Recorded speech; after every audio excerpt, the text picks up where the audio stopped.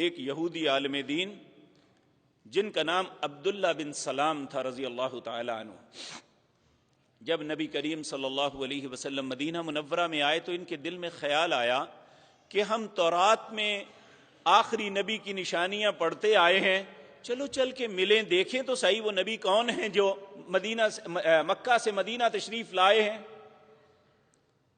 کہتے ہیں جب میں گیا، پہلے تو جاتے ہی جب میں نے آپ کا چہرہ دیکھا تو میرے دل میں خیال پیدا ہوا کہ یہ چہرہ جھوٹا نہیں ہو سکتا۔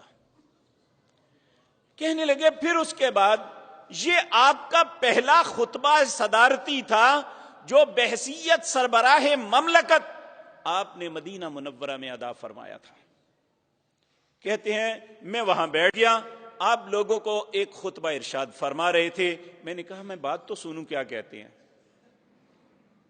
آپ نے لوگوں کو مخاطب ہو کے فرمایا ایھا الناس، اے لوگوں اسمعوا قولی، میری بات کو غور سے سن لو، 4 باتوں پہ تم عمل کر لو، تمہارا معاشرہ پرامن ہو جائے گا۔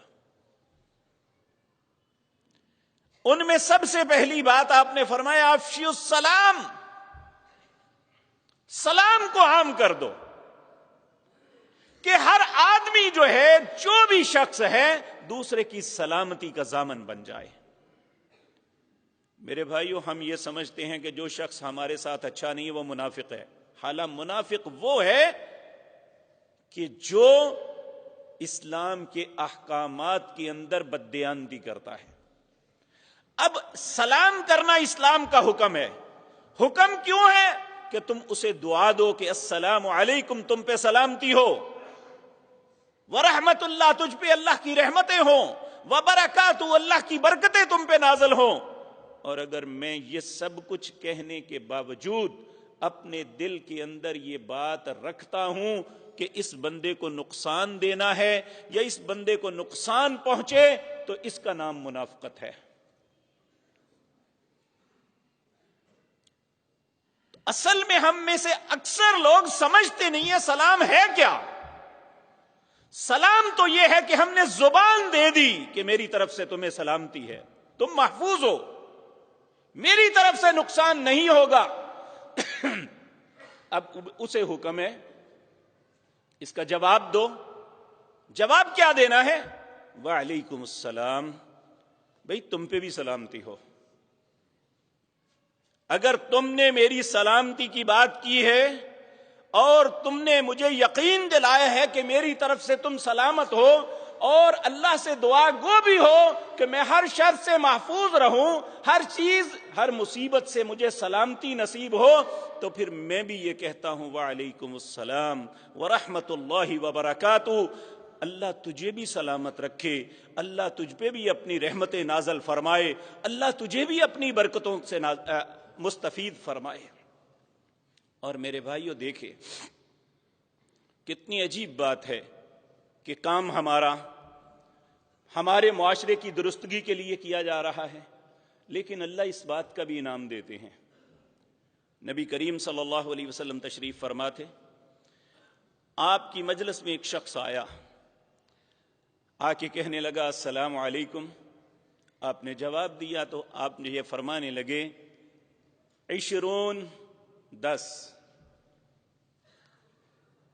پھر اس کے بعد ایک اور شخص آیا، اس نے کہا السلام علیکم ورحمت اللہ، آپ پر سلامتی ہو اور اللہ کی رحمتیں ہوں۔ آپ نے فرمایا 20 ایک تیسرا آیا، اس نے آ کے کہا السلام علیکم ورحمت اللہ وبرکاتہ، آپ نے فرمایا 30۔ صحابہ نے عرض کیا یا رسول اللہ سمجھ نہیں آئی، پہلے کو آپ نے کہا 10، دوسرے کو کہا 20، تیسرے کو کہا 30، یہ کیا ہے؟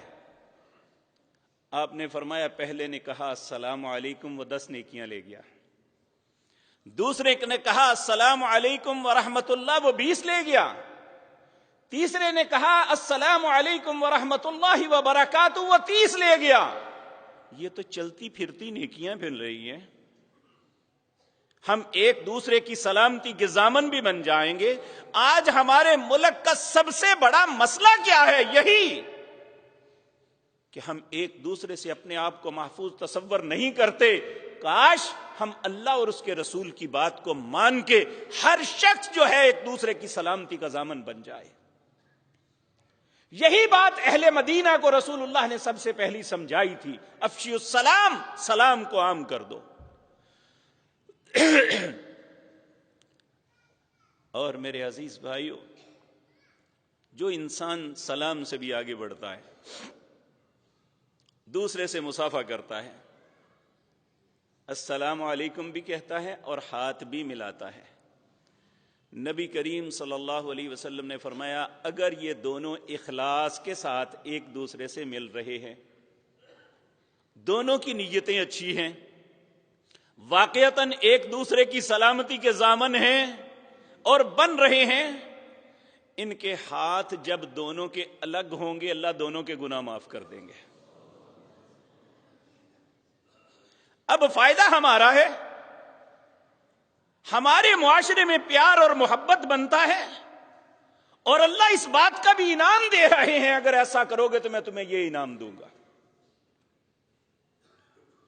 لیکن میرے عزیز بھائیوں، ہمیں اختلافی مسائل سے وقت ملے تو مسلمانوں کو بتائیں کہ مسلمانوں یہ تمہاری اساس اور بنیاد ہے۔ اصل چیزیں یہ ہیں، جس معاشرے کو ٹوٹا ہوا کہتے ہو، جسے جوڑنے کے لیے سر جوڑتے ہو، اگر نہیں سوچتے تو اللہ اور اس کے رسول کی بات نہیں سوچتے ہمارے دانا اور عقل مند لوگ۔ یہ کر لو، یہ قانون بنا دو، پولیس کو یہ اختیار دے دو، ساری دنیا کو اختیار دے دو، لیکن جو طریقہ کار اللہ نے فطرت کے اندر رکھا ہے اگر اسے نہیں اپناؤ گے تو وہ غیر فطرتی ہوگا اور اس کے وہ اثرات نہیں ملیں گے جو اللہ نے فطرت کے اپنانے میں اثرات رکھے ہیں۔